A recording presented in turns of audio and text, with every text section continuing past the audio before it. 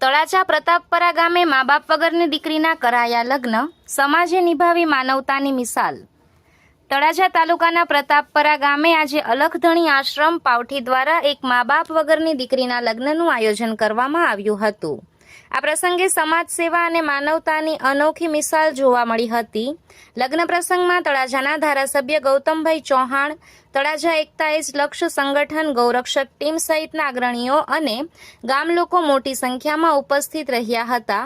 સૌએ નવદંપતિને આશીર્વાદ પાઠવી સુખમય દાંપત્ય જીવનની શુભેચ્છાઓ પાઠવી હતી। અલખધણી આશ્રમ પાવઠી દ્વારા કરવામાં આવેલ આ સેવા કાર્યને લોકો દ્વારા ખૂબ બિરદાવવામાં આવ્યું હતું। સમાજના સહકારથી યોજાયેલા આ લગ્ન પ્રસંગે લાગણીસભર માહોલ સર્જાયો હતો।